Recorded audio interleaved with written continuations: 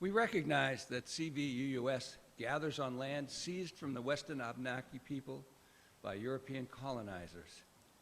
We respect the Abenaki's spiritual relationship to the land and waters of the Champlain Valley. We are committed to building a peaceful and more just relationship with them and to promoting knowledge about their history and culture.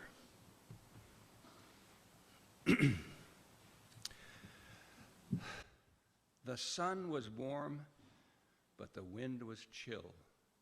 You know how it is with an April day, when the sun is out and the wind is still. You're 1 month on in the middle of May, but if you so much as dare to speak, a cloud comes over the sunlit arch, a wind comes off a frozen peak, and you're 2 months back in the middle of March. Many of you recognize that. That's from the poem Two Tramps in Mud Time by the Bard of Ripton, Robert Frost. About an April day, this time of year, and its unpredictability. It's like summer this weekend. I have on my summer threads. But don't put away those warm clothes yet, because old Jack Frost returns this week. Good morning. Welcome to CVUUS, the Champlain Valley Unitarian Universalist Society. It's a mouthful, isn't it? CVUUS. I'm Carl Lindholm, today's worship associate, and I'm assisting our minister, Barnaby Feeder, in today's service.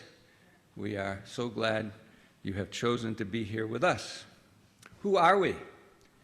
We are a church that sustains a liberal religious tradition, aspires to be visible and active on behalf of social justice and environmental responsibility, nurtures and empowers us all ages on our spiritual journeys, and reaches out to the larger communities of which we are a part. I hope you will find something in today's service which nurtures and stimulates you. This is a good time to adjust your phone if you haven't done so already. If you're visiting, please sign the guest book in the foyer so we can send you news of activities and events that enrich our time together. And all, do stay after the service for snacks and a friendly conversation downstairs in the Ann Ross Fellowship Room. There are many pathways to connection here at CVUUS, activities and events that, in addition to Sunday services, bring us together as a community. They are listed in today's order of service and amplified in Wednesday's blast. Do read Wednesday's blast when it comes out on Wednesdays. And do take a look. There are some things coming right up. An interesting film on Wednesday night this week, a discussion of race in America in that series, Asian American Histories in the United States. So do read the insert in your order of service. Today, there's a congregational conversation after the service where we would like your input about how we can put into practice our recently approved covenant regarding anti-racism and anti-oppressions of all kinds. It commits us to a journey towards beloved community and to be accountable for doing so. How do we do that? What can we do as individuals, as church committees and ministries? As a congregation immersed in a largely white community, we would love to hear your thoughts. I hope you've already marked on your calendars Saturday, May 6th, coming right up, a concert here by Maestro Francois Clemens, our own maestro, to celebrate his 78th birthday and his life in music.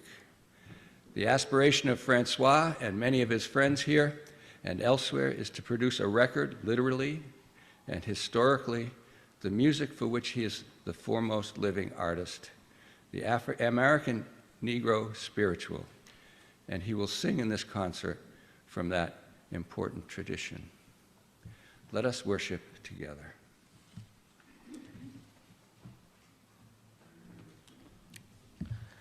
Hi, I'm not in the program, but I thought it was important to say just a little bit about our opening song, Rivers of Babylon.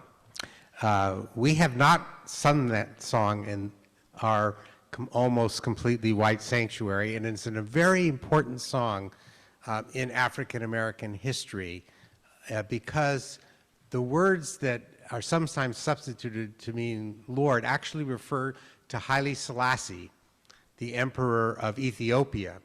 And in the early part of the 1900s, Marcus Garvey, who was a leader of the movement arguing that black people needed to be independent of white people in the United States and eventually go back to Africa and throw off colonialism there, his words gave rise to the Rastafarian religion. And the Rastafarian religion preached that a new redeemer for black people would come and lead them out of slavery throughout the whole world. And there are words in this song that make no sense to white people, like King Alpha and Farai, that refer to Haile Selassie, who was believed to be the Redeemer. So this is a song that's a part of a life of a people resisting the impact of centuries of enslavement, and it's their current event song when we sing it. So we're singing it in the spirit, not that we're going to be able to duplicate the beauty of Jamaican Rastafarian reggae in this room, but we're singing it in the spirit that we can begin to understand some of where this song came from and why it's in our hymnal.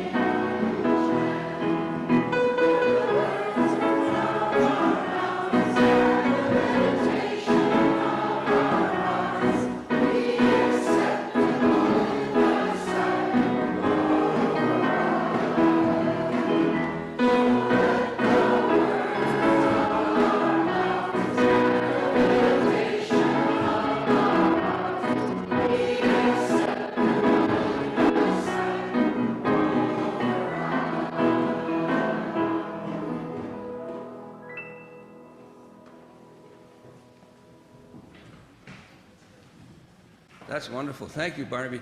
If any of you, I'm going off script a little bit, if any of you have the little device like we have that, I don't know how it works, but you say, okay, so-and-so, play this, and it comes right on, Spotify or whatever it is. Ask them to sing that song. Ask the nice woman who says, okay, Siri or whatever, to play that song. Try to get that song sung by Jimmy Cliff. Oh, my goodness. It will change your life, right, Priscilla? All right. The chalice, the flaming chalice is symbolic of Unitarian Universalism and dates back to World War II, with precedents even before that. It was designed by an Austrian refugee, Hans Deutsch, in appreciation for the humanitarian work of the Unitarian Service Committee during World War II. The sign of the flame and the circle was often seen on buildings, trucks, boxes of food, medicines, and clothing during that period. The helpless and the homeless came to identify the chalice as a promise of help with no reservations based on religion or race. As Barnaby lights the chalice, please recite with me the words on the screen or in your order of service. At times, our own light goes out and is rekindled by a spark from another person, each of us has cause to think with deep gratitude of those who have lighted the flame within us.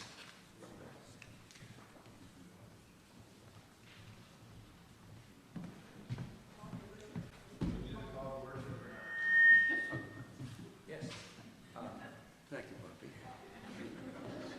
I did that on purpose. I do. I think it's important.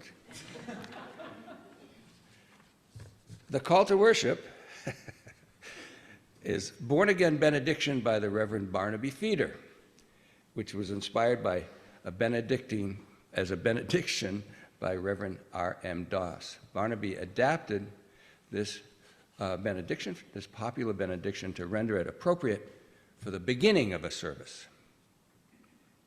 Born Again Benediction. For all who see one God, or many, we welcome them here with you this morning and at social hour after worship. We cherish their inclination to be with you. For all who embrace life, we welcome life here with all its withinness and its amongness. We seek to transform life's affection for you and us into beloved community. For all who seek a right path, welcome to this sacred time together, when our prayer is that such ways can be found, and that we nurture in each other the courage to take them step by step. Thanks.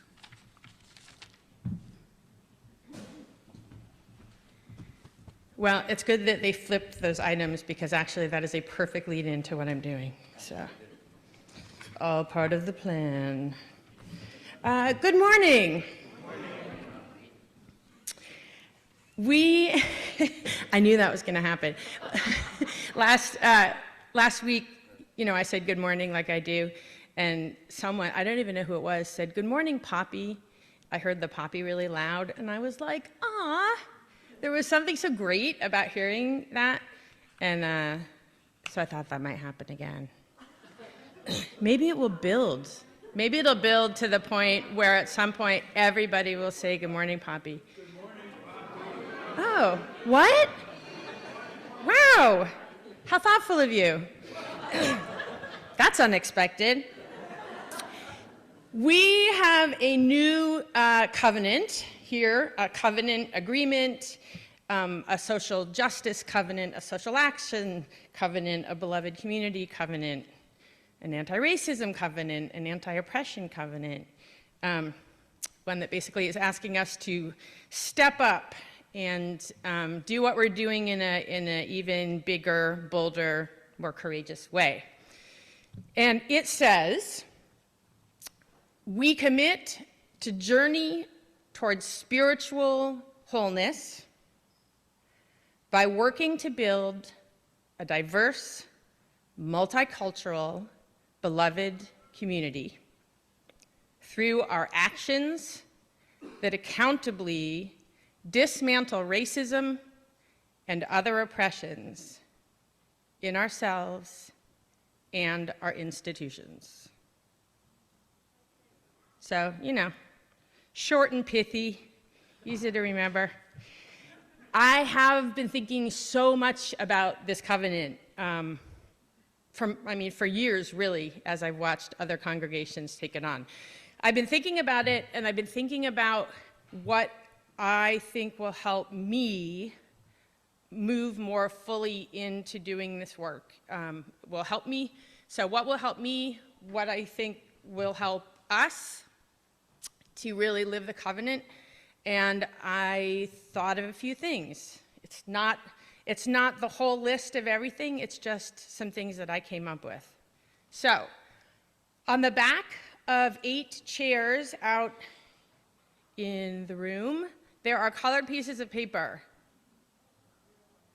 And my hope is that one person can take each card and pull it off the chair and come on up. You're not going to have to do anything except read what's on your card.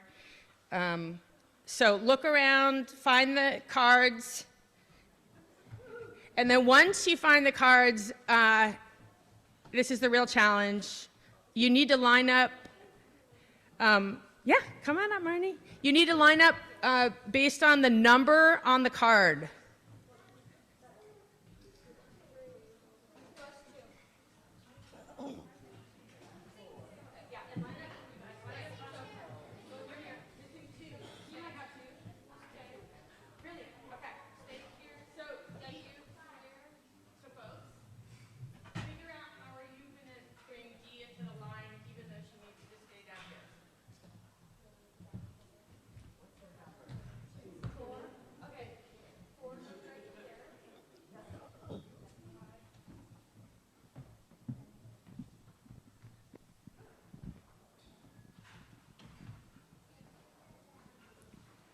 All right.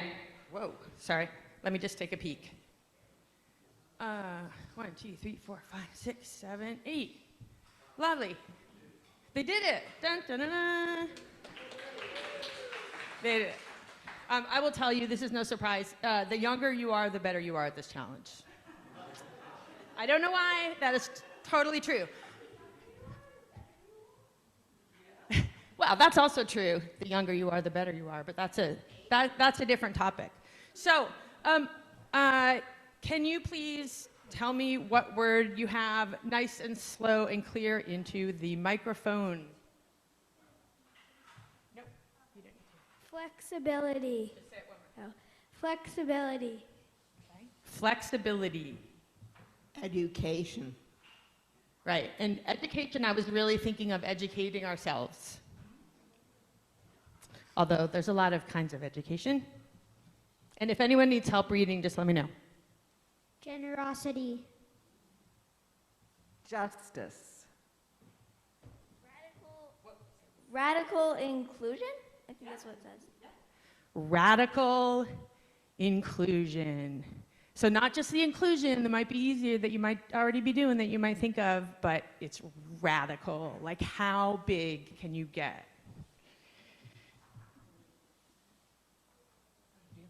Collaboration. Collaboration. Working together, especially with people that you don't know, or you don't like, or you don't agree with. Compassion. Love. Love.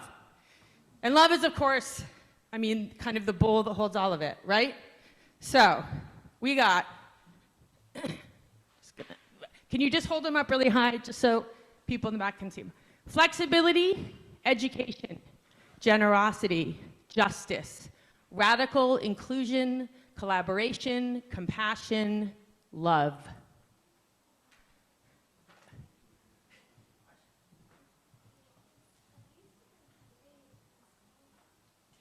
Great question. Yeah, Katie just asked me if these were for 8 principles, because right now we have 7 UU principles, and the covenant we adopted is the 8th principle for many churches.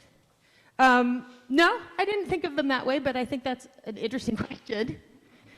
So thank you. I'm going to take these. Yeah, so these are just mine, right? I mean, these were 8 that I thought of. It took me a really long time to actually think of only 8. I thought of many more.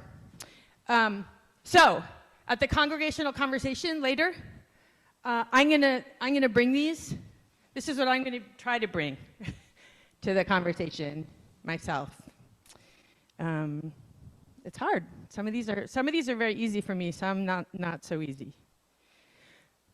And now something that is easy is we are gonna sing the wonderful Best in the World kids out to their, you're welcome, to their religious exploration programs.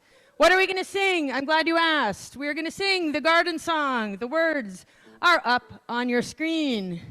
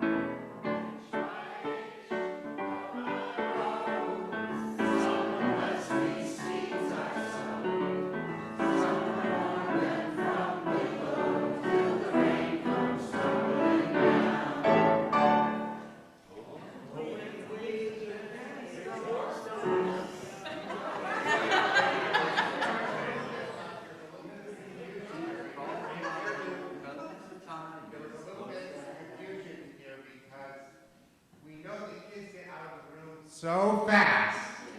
And there are a lot of verses to this wonderful song by David Mallet from me, which is why I sent them out in the weekend greeting for everybody. And so we will sing the rest of the slides since they were prepared. And you'll have to just conjure up the image of the kids because they are long gone.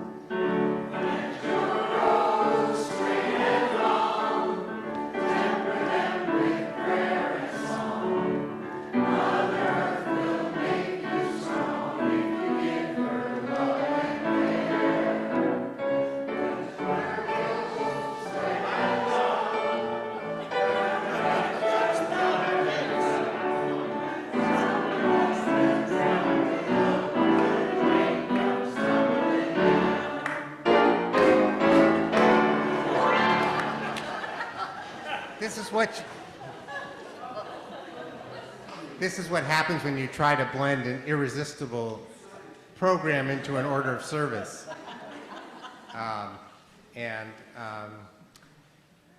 We'll pick this up again, actually, in the congregational conversation, because there's an anti-racism element to this song that I'm not sure everybody is thinking about as we sing it.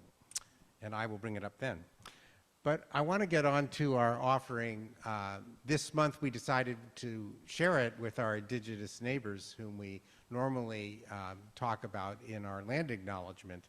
And each week I've told you, or Ashley has told you, something about Abenaki, Helping Abenaki, which is a social and political and economic welfare organization of the Mohegan Band of the Western Abenaki tribe here in Vermont. And I just want to tell you one thing that they have going out of their many programs. This is the 5th year of their Land Link program, where they are trying to help farmers in Vermont and New Hampshire plant indigenous seed, help them regrow the kinds of plants that they use for corn and beans, and eventually they hope to have their own land, because having their indigenous seeds is part of food security, but having their own land on which to grow it is part of food sovereignty. So this is the beginning stages of a justice movement in the Abenaki that we're helping them with, and I invite you to be as generous as you're able in supporting this organization.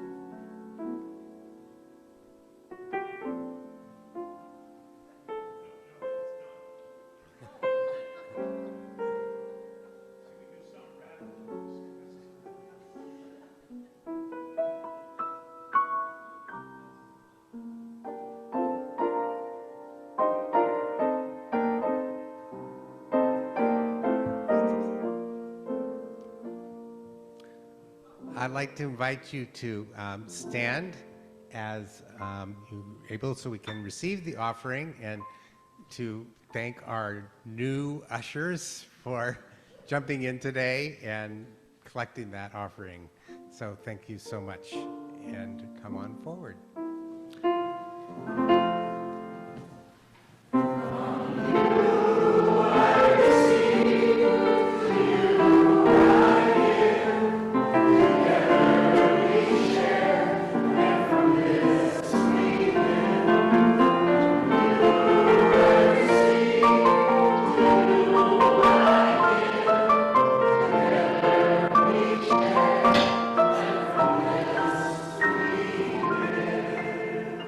And if you haven't had a chance to meet Johnny and Catherine yet, I ask you to go up and shake hands and introduce yourself in coffee hour. Now invite Carrie forward for a special report from the board. Good morning. Thanks. Oh, thanks. I love it. Although it does make my next line a little irrelevant. For those of you who don't know me, I'm Carrie Duquette Hoffman. I'm the vice chair of the board here at CVUUS. I'm taking some time away from our regularly scheduled programming to talk a little bit about our goals and dreams for our congregation. I'm going to pause in a moment to give you the opportunity to call to mind a dream that you have for our community. It could be something big, grand, I'll let you fill in those blanks, or something small, like, I really hope that everyone who volunteers at coffee hour knows how much they give to each of us every week. That's one of mine, can you tell? Okay, ready? Here we go, a little pause.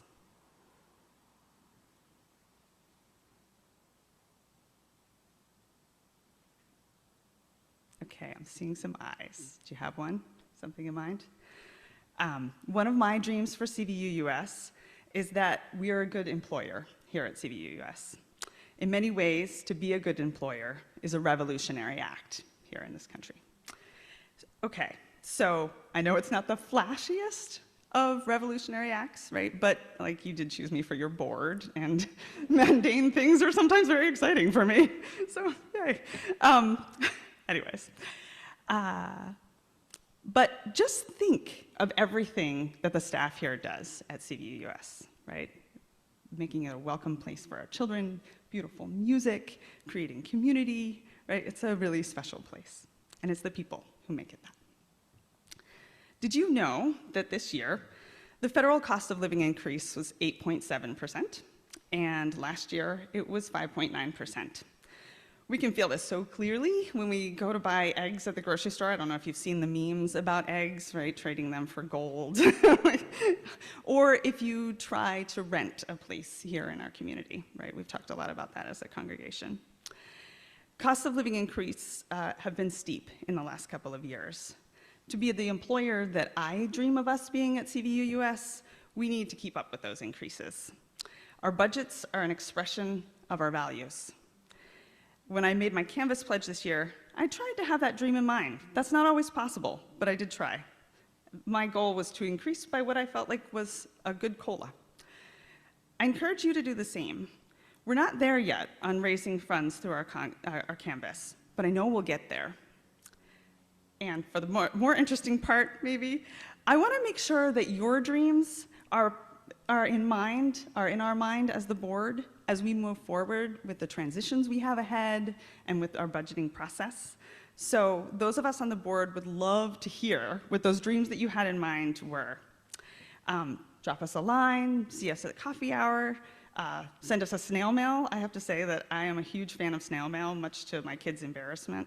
So for those of you who don't know what snail mail is, by the way, it's using the United States Postal Service. So hopefully we can do like Jean-Luc Picard says and make it so with your dreams. If you haven't pledged yet, I encourage you to pledge with your dreams in mind. If you have pledged, thank you so much. And thanks for sharing a little time with me this morning.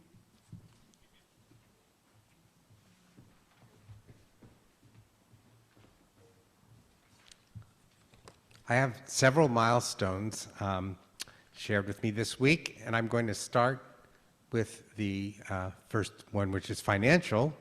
Terry Arnold, who visited us recently from her home in the Northwest, told me that she sold her house here with an all-cash bid with no inspection on Wednesday. So this was a source of great joy for her, and she says she will be back for a long visit, maybe even a month in the fall.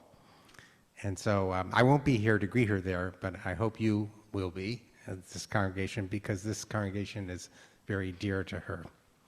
I got a note from Rich Wolfson. He and Artley are in Fitchburg, Massachusetts this weekend to celebrate the 100th birthday of Zeke Finch, whom probably no one in this room knows. Rich says, by way of introduction, he's a wonderful man who had a big influence on our lives. He was the camp director in the 1970s at 2 camps in New Hampshire, where he and Artley worked. And he said, Zeke has a unique, trusting, confidence-building leadership style that left a big impression on us, and he turned 100 on April 10th. His children, whom they also knew through camp, threw a drop-in gathering to celebrate that Rich and Artley went to. And they found his mind as sharp as ever, they said. There's a goal for anyone here who wants to reach 100. And he said, some folks here might know their grandson, and I hope I get the name pronounced correctly, Greg Tulanon, who graduated from Middlebury College in the early 1990s. So even when there doesn't seem to be much of a connection, the nature of these kinds of communities is that there always is an extra connection. I saw Brett nodding her head. Oh, it's Carl's advisee. Does that mean he was regularly in trouble? Oh.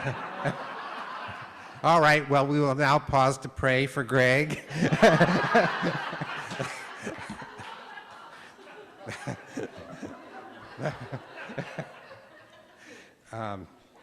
No. We got a yellow card on Zoom from Jerry Loney. I have blindness in one eye, many emergency room and hospital visits. It's not completely diagnosed precisely. It's uncommon. Very grateful for all the kind wishes, flowers, and meals. I feel so supported by my higher power, this community, and friends, especially Bobby, that's his wife, for those of you who don't know Jerry, and Poppy, who's his daughter. They are running a lot of errands for me. Thanks for the love. And those of you who've been around for a while know that there's a lot we have to do if we are to begin to repay all the love Jerry has shown us over the years. And finally, I have a note from Ravel Allen. It's with much excitement and some trepidation that I have signed on to host 2 high school exchange students in the fall, one from Armenia and one from Lithuania. In large part, it is the love and support of this community that have given me the courage to take this on. I am grateful for your continued love as I forge ahead. Well, Ravel, that's very exciting news. And we look forward to you maybe convincing them to come every now and then in the fall and letting us meet them and continue in helping you in that great contribution you're making to their lives. Always invite you into a period of silence and meditation to make sure you know where your hearts are this morning before we move on to the sermon portion. And we're going to come out of that prayer and meditation today with some choir music called Peace I Leave With You.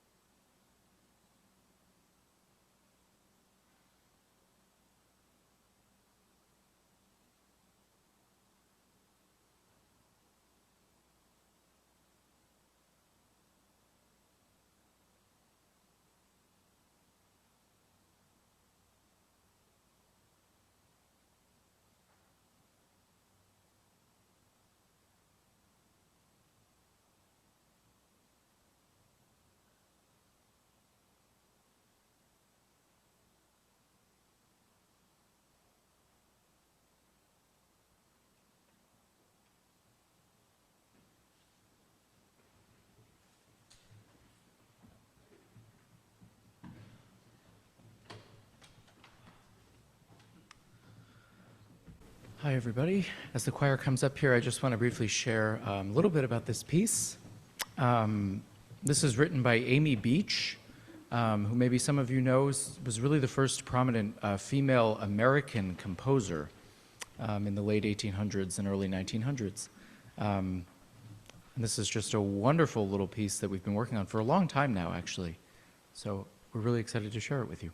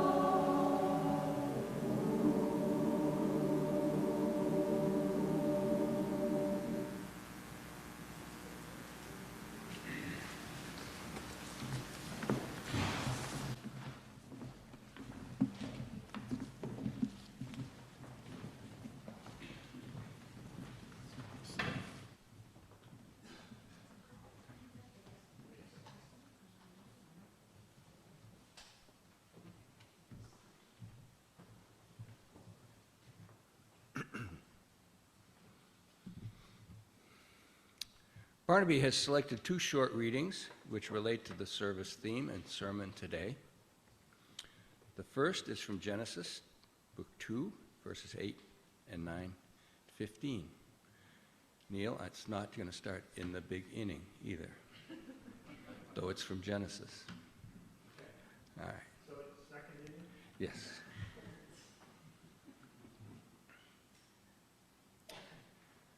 Now the Lord God had planted a garden in the east, in Eden, and there he put the man he had formed.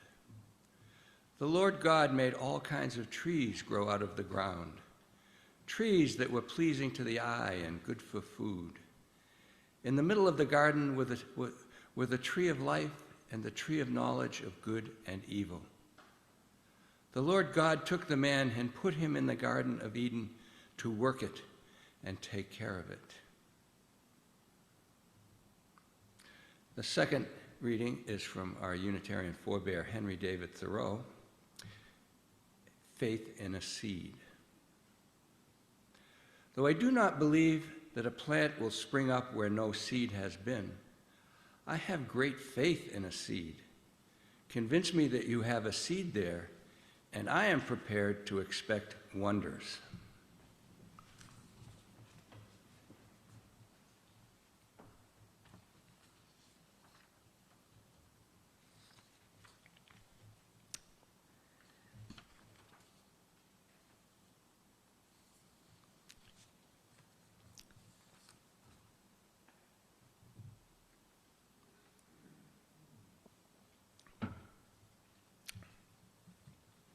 So it's a good thing the Lord planted Adam in the Garden of Eden rather than me.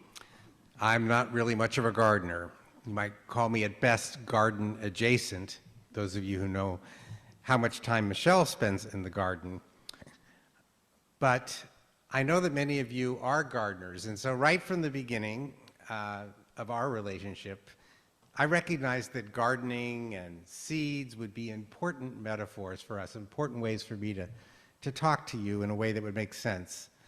For instance, in my second candidating sermon at the end of that week when you were considering in 2012, about this time of year, whether to call me to be the minister, I suggested that maybe worship is a matter of potting yourself so that you have the maximum room to grow into a sense that your life is meaningful. And then, once you did call me that fall, in one of my very first sermons to be your minister, I delved into our second reading today, that embrace of Thoreau's view that if we are shown a seed has been planted, we can expect things that are wonders, or, as some people misquote him, even miraculous, to appear. And that's true even if we don't believe anything can happen that violates the laws of nature. Now we've reached the time in my ministry here where we're preparing for my departure from this relationship with you. And it's a challenging time in some ways, including those emphasized very gently by Carrie today when she tried to explain to you that 2/3 of our budget is compensation for staff, and we're going to need more money than has come into the pledge drive in the terms of one-time gifts and supplements to that pledge drive to get where we want to go. Now, our history suggests that that can happen, so it isn't a cause for despair, but it is a time for truth-telling about the situation. We've been counseled, though, by the Unitarian Universalist Association not to miss any opportunity to celebrate our shared experiences during my time here with you. And by definition, that's something we're going to figure out how to do together between now and the time I leave. But it occurred to me that I could get the ball rolling maybe by reflecting on how much of what we did felt to me like planting, and that the diversity of nourishment that we received and offered others would look astonishing in retrospect when we started to look at it all together. And I still think that that message is worth considering, not just today, but in the weeks to come. But I need to approach it in a way that I had not imagined Thursday night. And that's when Ronnie told me in a truly lovely and heartfelt email that he needs to move to New York at the end of this summer and on to the next phase of his life. Now, on one level, this was not a surprise for many of us. Ronnie and I have been talking about this possibility for more than a year. He told the choir a week ago he wanted to decide whether to stay another year or go in the coming week. The surprise to me, actually, has been how seriously Ronnie considered staying with us for a third year and how much I was moved by that struggle. Ronnie didn't want to leave when the congregation also faces dealing with my retirement. Now, here's some history not all of you will know. When we created the new position of music director 2 years ago and then hired Ronnie to fill it, all of us involved in the process realized that his youth and talents pointed towards a future of graduate school or other growth opportunities that simply are unavailable in rural Vermont. We assumed that Ronnie would need to move long before we were ready to see him go. I felt that we would be very fortunate to have him for as long as 2 years on top of his arrival in the spring of 2021 when he began to serve as our accompanist as both Kate Gridley and Chuck moved towards retirement. And indeed, we've been unbelievably blessed with how beautifully, energetically, and joyfully he has filled and expanded the new role of music director. It wasn't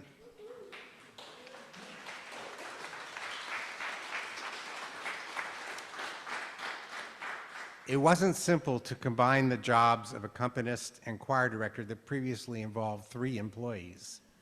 No seed has sprouted more vigorously during COVID than the music program Ronnie has led. In responding to Ronnie Thursday night, I assured him that as sad as people here would be to see him go, we would be happy that the timing affirmed our role as a launching pad for him. This decision that he really needed to make saved us from the selfishness of holding him back from a time to grow elsewhere. Our job and our privilege now is to embrace repotting Ronnie, a repotting Ronnie process, so that he has maximum room to grow his soul and his talents. If that's a big part of what we come here to do for ourselves in this sanctuary, it should be easy to celebrate this decision for Ronnie. Now, there are many details that are going to be worked out and shared with you as we go along. He and I met Friday and agreed it was important to begin this process by sharing the news now in this fashion to everybody at the same time, including the choir. We are one congregation that wants to support and sustain music in many forms as a community, not, as happens in some congregations, a congregation with a socially separate choir. All of us are needed to plant the seeds of outreach to find a worthy successor before Ronnie leaves in August. Right now, for instance, that includes raising enough money for a budget for a competitive pay package, as well as creating a vision for what we seek and a plan for doing it. For now, I'm asking all of you in this room not to talk about Ronnie's departure outside the congregation until Ronnie has had the chance to break this news to other folks that he works with here in Addison County in a way that feels best for him. Ronnie and I will be meeting with Carol Harden, the head of the music ministry, this week to begin arranging the search for his successor, a search in which he will be helping us in every way possible.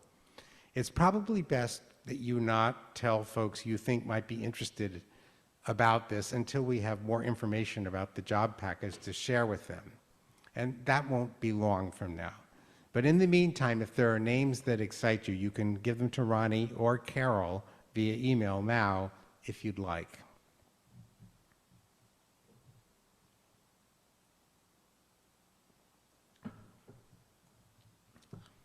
I think you'll do good at helping us through this quiet time and letting things unfold, because I know that in the past when I've asked you to do something that was important for a covenant, like when we welcomed Johanna Nichols back as our minister emerita after she had had her time away from the congregation, you were great about letting her be a minister emerita. And I think you'll be great about letting Ronnie control this process in a way that's most gentle for the wider community.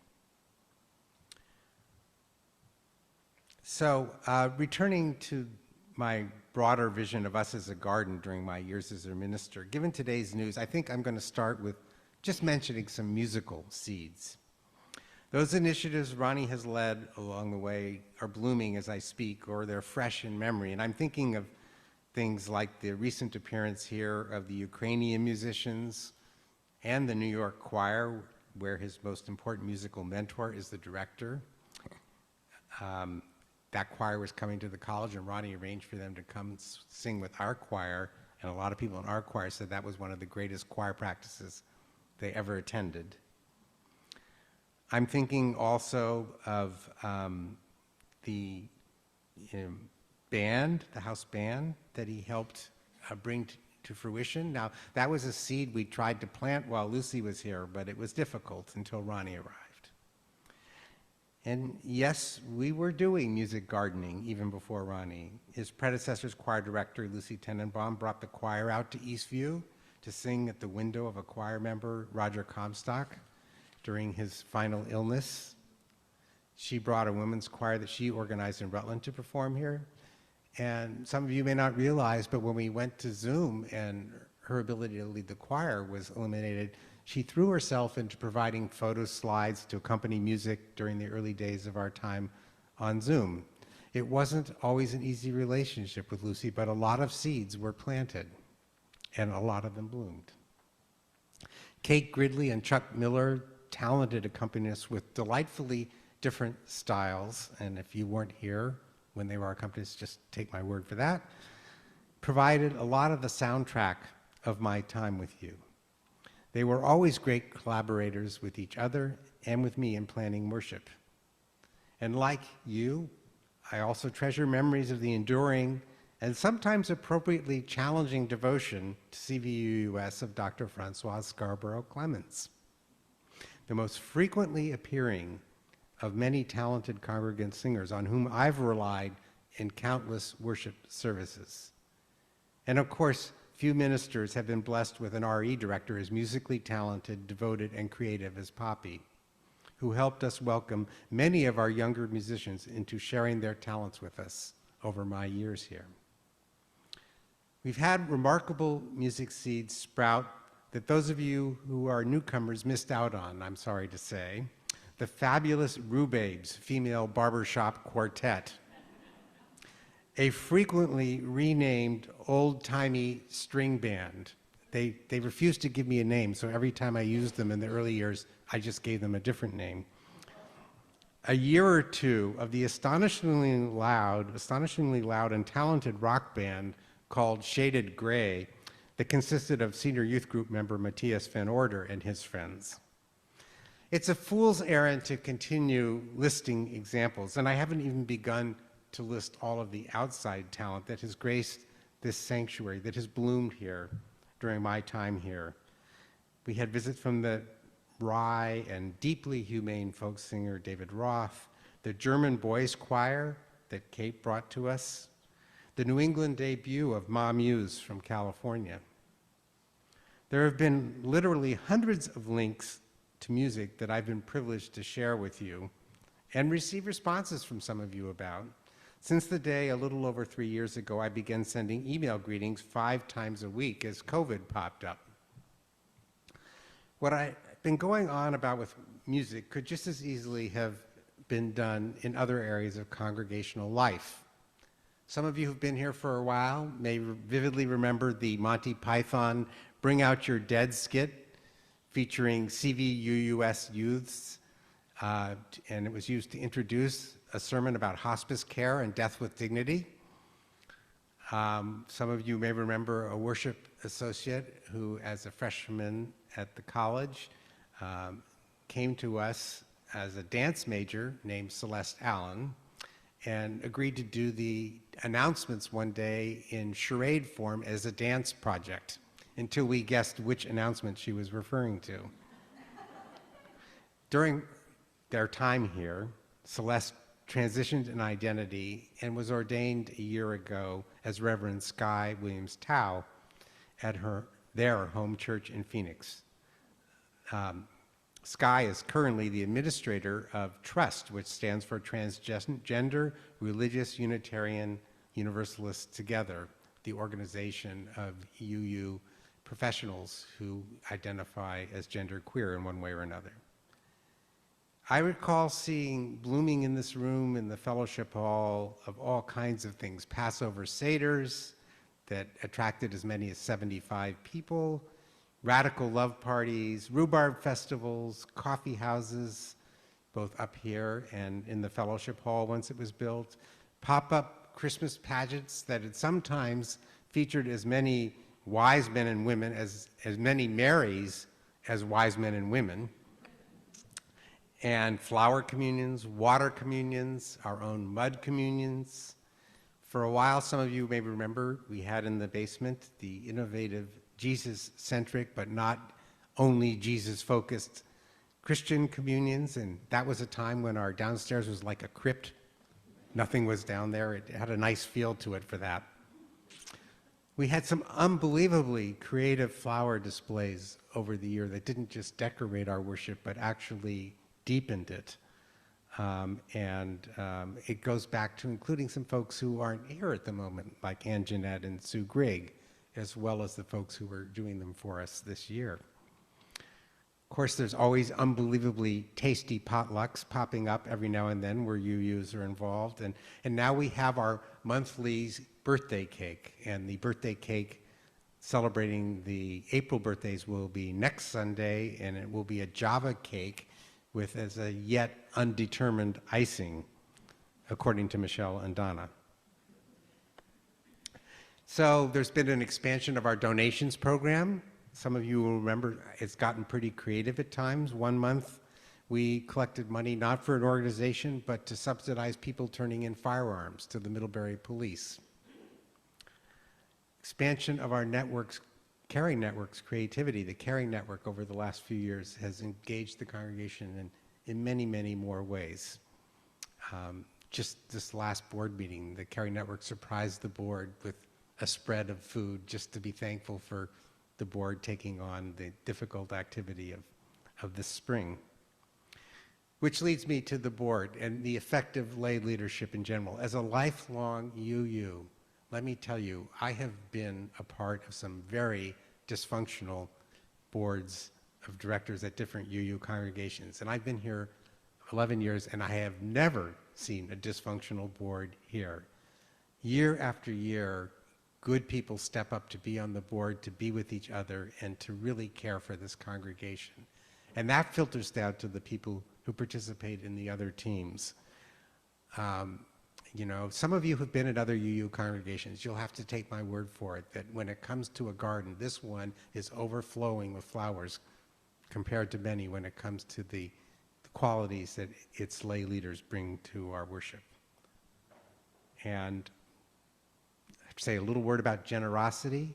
We're talking about how tough it is this year to get where we need to go, but this congregation built that downstairs project 5 years later than your previous interim minister thought you could even begin to consider it. People felt, we want to finish this amazing building, and we did it without adding to the mortgage. It would be clear by now, I hope, that words don't suffice all the different flowers that I've seen bloom here. And I want to close with one more example of music that I emailed to you in my greetings. This is a bit representative maybe of my feminist streak. I always tried to make sure, having been raised by a strongly feminist mother, that it was a woman in the pulpit when I wasn't here, and to make sure that we were very strong on issues like reproductive justice and things like that, where a lot of men don't appreciate how important the oppression is there. So the song I have in mind was by a trio of young women from Indiana who performed under the name Harpeth Rising. I sent it out towards the beginning of the COVID time, so a lot of you may not remember it, and some of you are new. The song is called I Am Eve, and yes, it's about the mother of us all, according to the Bible, and her role in introducing us to the forbidden fruit of knowledge of good and evil. Now, this song, I Am Eve, ends, I am willing to be painted in the colors of your choice, for I am Eve. I am the reason you even have a voice. But earlier in that song, in speaking of the tree of knowledge and good and evil, she sings, I like this world we live in, though it's rough and it is flawed. It reminds me of my skin, sensitive and raw. And we gave up simple pleasures, and I deprived us of our wings. But without a shield of armor, we can feel so many things.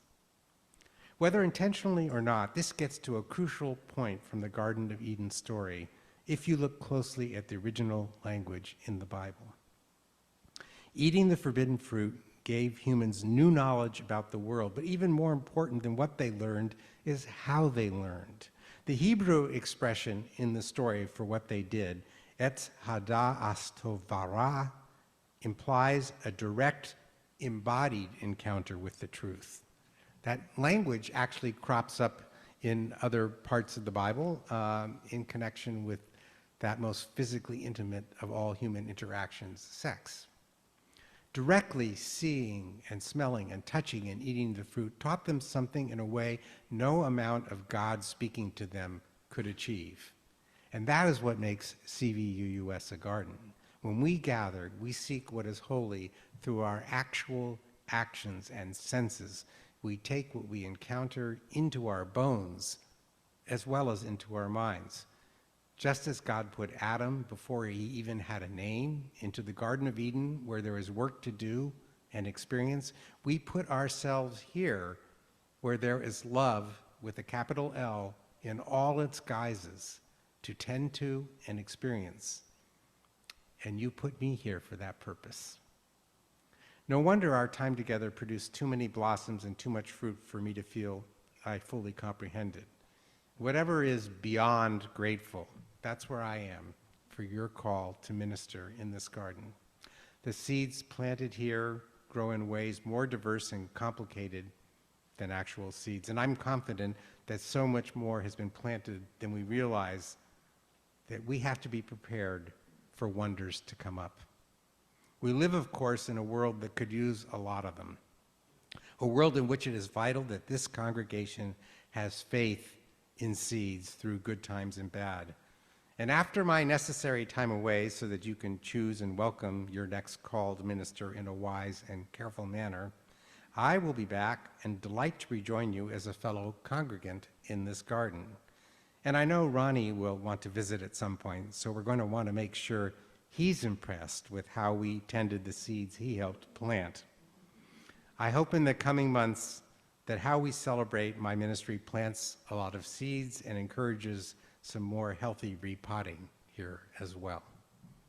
Blessed be. So our closing song, Mother Earth, Beloved Garden. We're just going to do verses 1, 2, and 5. Ronnie, do you want to play it through once while people are standing if they would like? The words are in your teal hymnal on 1067, but they're also on the screen if you want to sing out looking up instead of looking into a book.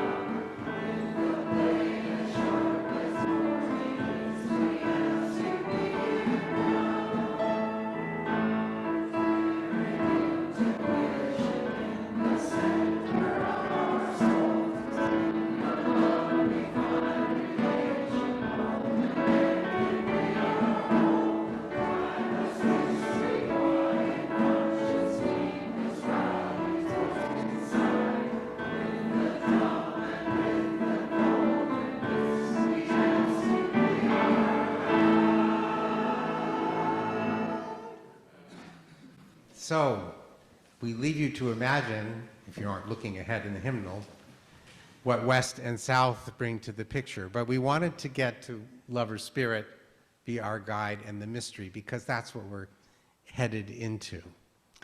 And I invite you to hold that close, to go downstairs to social hour, meet some new people, but be back here at 11:30 for this important congregational conversation about how we're going to embody this social action covenant. Blessed be.